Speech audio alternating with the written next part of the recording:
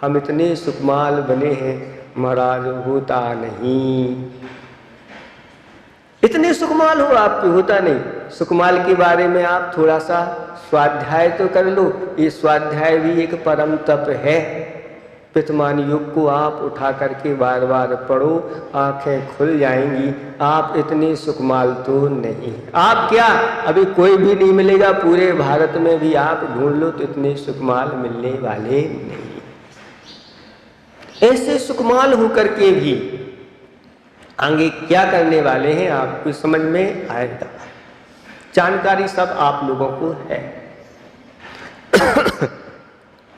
सुकमाल के जो मामा थे और वह उन्होंने अवध ज्ञान से जान लिया कि सुकमाल का जीवन ऐसे ही विषय भोगों में निकल गया है।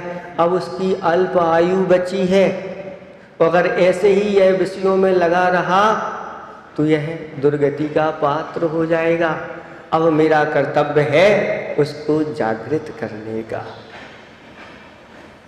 और वह मुनिराज विहार करते हुए आए और सुकमाल का जो महल था, पीछे उद्यान बना था, किसी को बिना बताए ही चतुर्मास जैसे ही आया और चतुर्मास में वह योग धारण करके अब मैं कहीं नहीं जाऊंगा।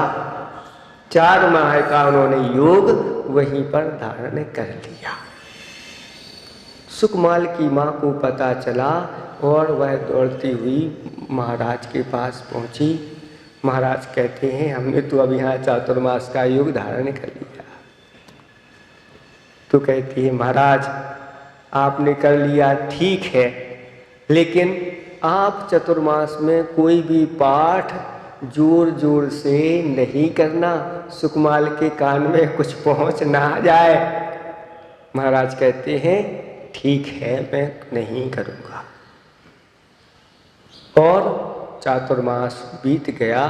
चातुर्मास जैसे ही हुआ और उन्होंने जोर जोर से पाठ प्रारंभ कर दिया।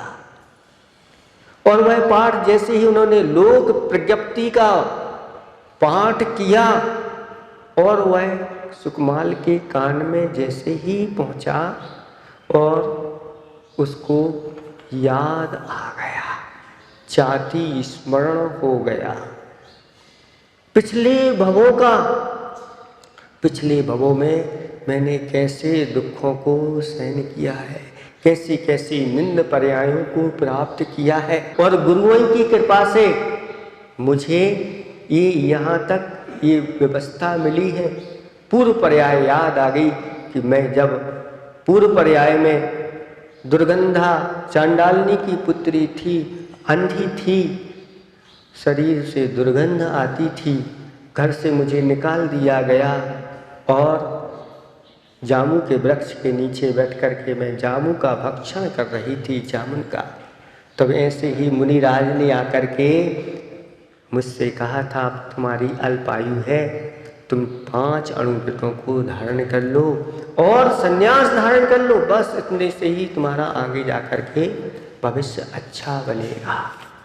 और मैंने धारण कर लिया और अगले ही भाव में मुझे उच्च कुल मिल गया। इतने ही मात्र से उसने द्रव्य से ही वह 5 अणुव्रत धारण कर लिए और जीवन पर्यंत के लिए त्याग कर दिया। अगले ही भाव में उच्च कुल में उसका जन्म हुआ और उस कुल में जाकर के वह नागश्री नाम की विप्र के यहाँ पुत्री हुई और आगे जाकर के उसने दीक्षा धारण के आरिका के व्रत धारण किए और ऐसी तपस्या की, उस तपस्या के फलस्वरूप वह स्त्री पर्याय का छेद करके 16वें स्वर्ग में जाकर के वह महार्धिक देव बनी।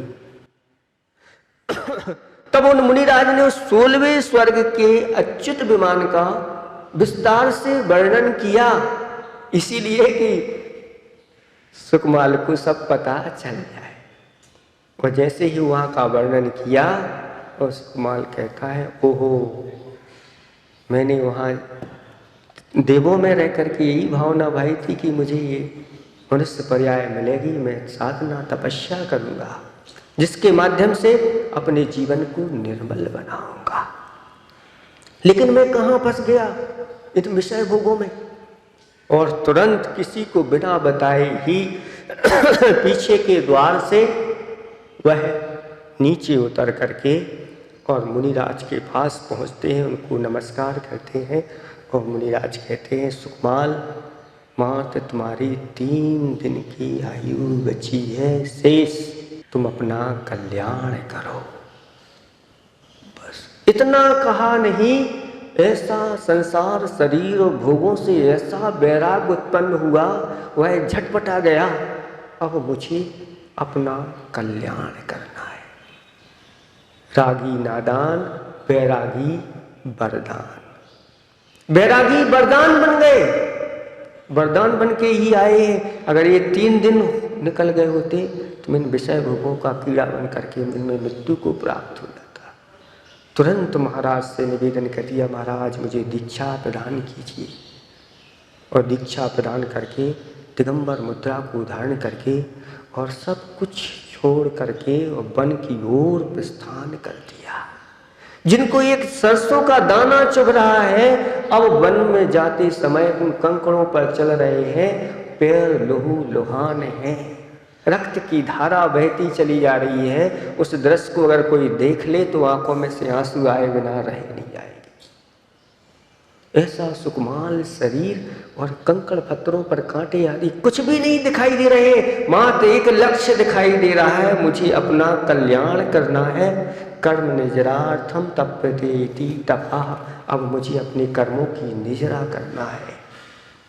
बहुत बड़ा अहित तो हो गया, मैं इतने समय तक विषय भोगों में लगा रहा। वो बढ़ते चले जा रहे हैं, सब प्रकार के चारों प्रकार के अन्य जल का त्याग करके और जंगल में जाकर के एक स्थान पर और जाकर के खड़े हो गए।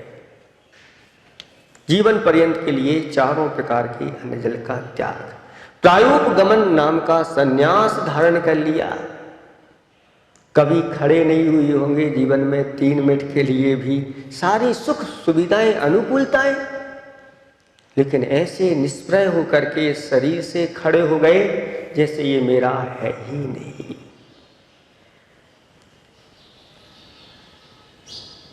और ऐसे ध्यान में लीन हो गए, बाहरी सब गौण हो गया, 12 भावनाओं के चिंतन में दत्त चित्त हो गए। उठो चेतन तुम निदिया से, जगत का ख्वाब धोखा है, नहीं टिक पाएगा ज्यादा, ये शीशों का झरोका है। ये ज्यादा टिकने वाला नहीं, इसलिए आत्मन अब तुम्हें अपनी आत्मा का कल्याण करना है। नहीं जब खाल अपनी भी तो फिर खोली अपनी क्या, खोल पर ममता की खोले, ये जब तो खाली खोका है। ऐसी भावना भाते भाते और पूर्व किया हुआ कर्म उदय में आया और वह रक्त बहता हुआ गया था। उस रक्त को सूंघते चाटते हुए जो पूर्व भाव की बैरी थी, वह पूर्व भाव में भावज थी।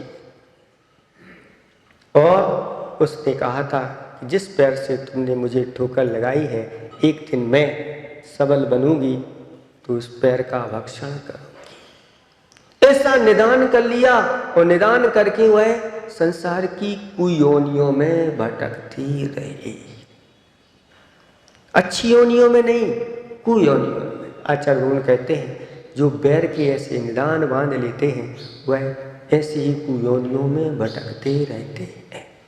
क्रोध में आकर के ये व्यक्ति इस प्रकार के भाव कर लेता है, मान में आकर के इस प्रकार के भाव कर लेता है। और ये थोड़े जैसे भी महाराज ने बताया कि मजा 1 मिनट का और सजा बरसों की, बस थोड़ा सा ही पल था जब उसने निदान किया होगा एक अंतर्मुहूर्त का काम, एक क्षण का काम, और ऐसे संकल्प कर लिया और वह निदान ही उसके लिए दुर्गति में भटकाता रहा। और वह शालिनी पर्याय में जैसे ही आई और अपने बच्चों के साथ, और जैसे उसने रक्त को सूंघा और वह सूंघती सूंघती चाटती हुई वह पहुंच गई। और वह सुकमाल खड़े हुए थे। कैसे खड़े थे? कहीं तो ऐसा भी मिलता है कि एक पैर पर खड़े हुए थे, ऐसा संकल्प ले लिया था।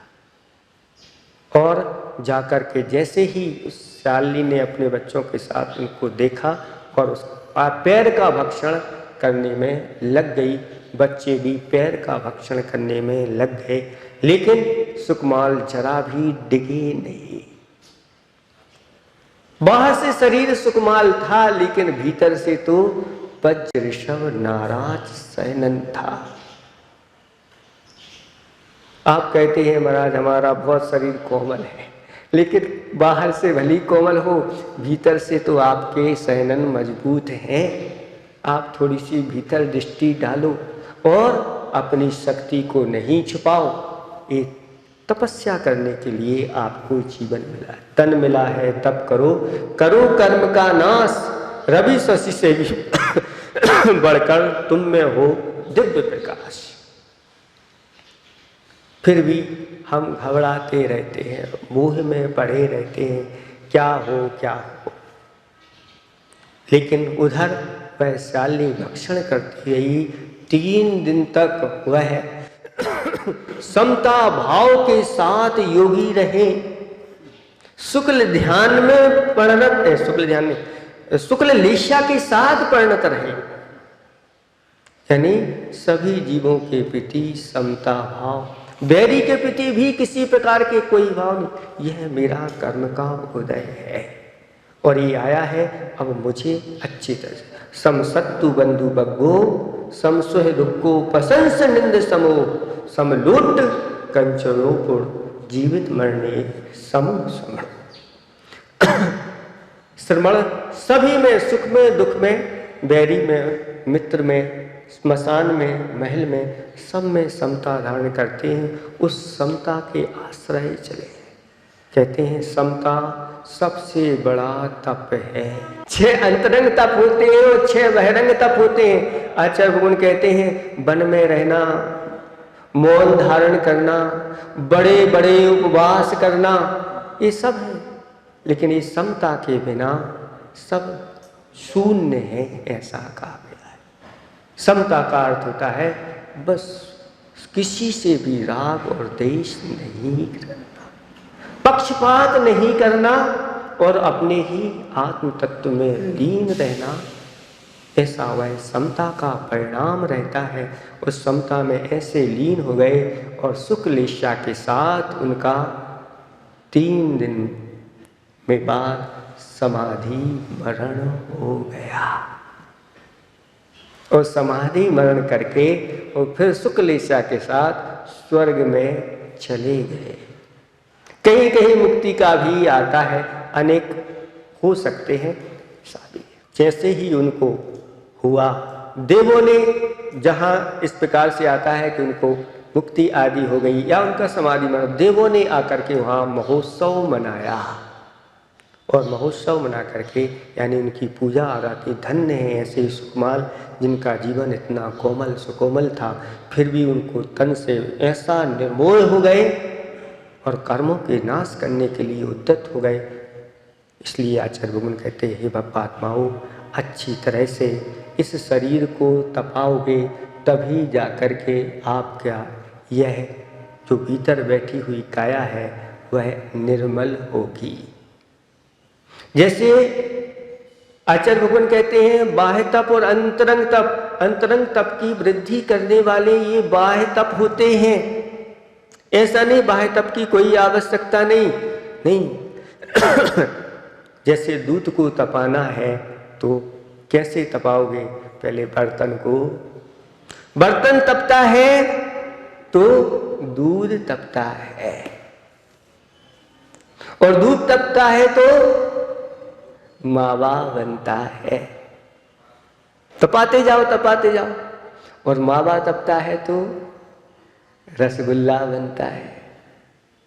मावा को भी तपना पड़ता है तब जाकर के वह रसगुल्ला बनता है और रसगुल्ला तपता है तो रसगुल्ले को भी तपना पड़ता है। हाँ, जब आप खाते हैं तो जठराग्नि के द्वारा उसको भी तपाया जाता है और जब रसगुल्ला तपता है तो आप सबका शरीर जो है वह कैसा होता है? हृष्ट पुष्ट होता है। तो इस हृष्ट पुष्ट होने से शरीर कैसा होता है? आचार्य भगवान कहते शरीर तो स्पष्ट हो गया है, लेकिन यह विषयों के सेवन से इसमें बैठी हुई जो अंदर आत्मा है वह कैसी हो गई है? वह मलिन हो गई है।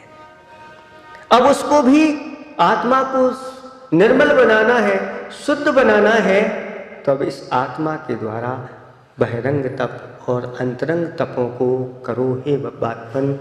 इन तपों को करने से भव भव में किए हुए चिर संचित पाप हैं वह धुल जाते हैं। जिसका व्यक्ति परिसंख्यान लेकर के गए थे वो मिली नहीं, विधि नहीं मिली, या कोई भी जो है वह नहीं मिला। घूम करके आए, इधर हम लोगों के तो हार हो गए थे।